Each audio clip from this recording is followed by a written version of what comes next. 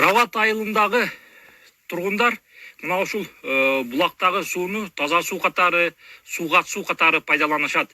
Бирок акыркы кездери ушул булактагы суу айылга жетпей, элде суу маселеси жаралган.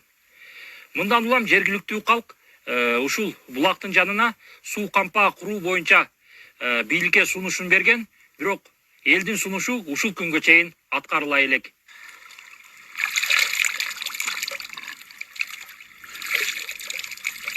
Нургазы Кадыров күн сайын айылдын жогору жагындагы булакка келип, сууну көрүп, кабар алып кетет. Ал көп жылдан бери булактын жанына суу кампа курууну демилгелеп келатканын айтат. 84-жылдан бери ушу көлдүн аркасынан мен проект боюнча чуркап тартышып жүргөм.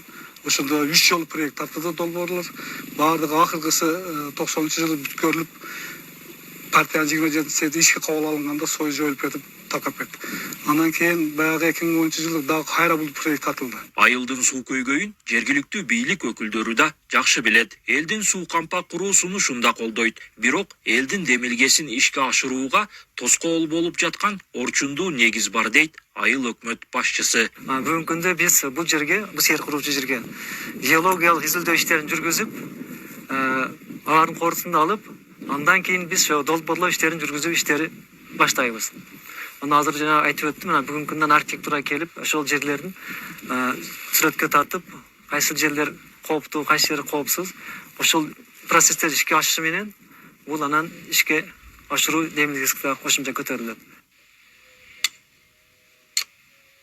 Демилгечилер менен айыл өкмөтү суу тартыштыгын чечкиче тургундар кезектешип 40 күндө бир суу алууга мажбур. Антпесе айылдын этегине суу жетпейт. Мындан улам жаштар жер которуп, миграциялап кетсе, элеттеги тирилик кары картаңдарга калган. Анын үстүгө азыр эми кезектешип коебуз биздин айылда. Кезек менен кезек бузулбайт. Ошондой болсо дагы bir 35-40 күнгө чейин созулуп кетет да. Бир эме кезек. Айрыкча бул азыркы эми эгин эккендеги суу эң керектүү мезгилде ушундай болгон өтө өкүнүчтүү.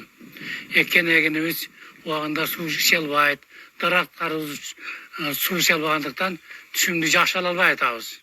Эгерде Рават айылындагы элдин өтүнүчү ишке ашып, суу кампа курулуп калса, анда айылдагы суу тартыштыгы жоюлуп, кошумча миңдеген гектар кайрак жерлерди суу менен камсыздап, аймактын айыл чарба тармагын өнүктүрсө болот.